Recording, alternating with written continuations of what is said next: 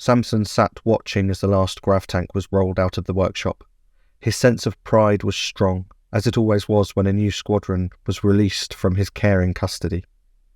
His team had worked hard on this project, and he had inspected every single unit himself, as was customary. Their work was always great, but this batch was exquisite. They weren't engineers, they were artists, and that's why they charged the mega creds. Noisy chatter filled the booth behind, so Samson climbed to his feet and turned. "You lot need to clear up first. The party don't start till the work is done. I expect this workshop He noticed the concerned look on his foreman's face and paused. "What's up, Neil?" The young man, too young for his position really, except for the fact that he was a ruddy genius, turned the monitor he stood in front of to face Samson. "It's from the General herself, boss." Neil's eyes told Samson everything, but he read the communication anyway. The lengthy essay detailed the General's dissatisfaction with the previous batch of grav tanks, including multiple defects. Samson's eyes narrowed, and he waved to Neil. "Give me the files on that order. I want my inspection reports from dispatch day." Neil rushed to another terminal. "There you go, sir. Should be coming up on your screen now." Samson nodded, and then began to read the report. 3 minutes of awkward silence passed as nobody felt confident enough to move, let alone interrupt.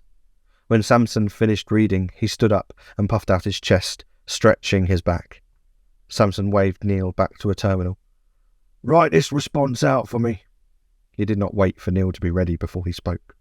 "Dear General, I regret to inform you that the charges still stand. According to my personal dispatch report, the grav tanks left us in perfect condition, with one exception. On Unit 15, one of the decals was set 30mm too high, and despite this being merely cosmetic, the fee for that tank was waived.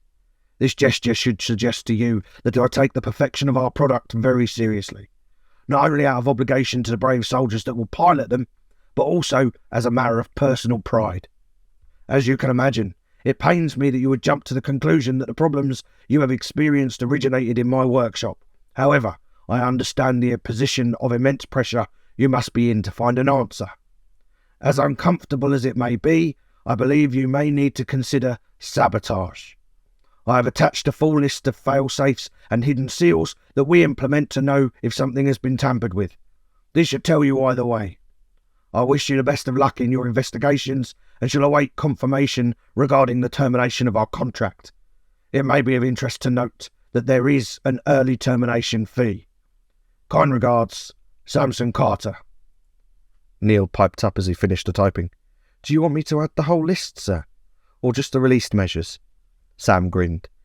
"Give them the 4 currently released, and then tell them about the chassis screw seals as well.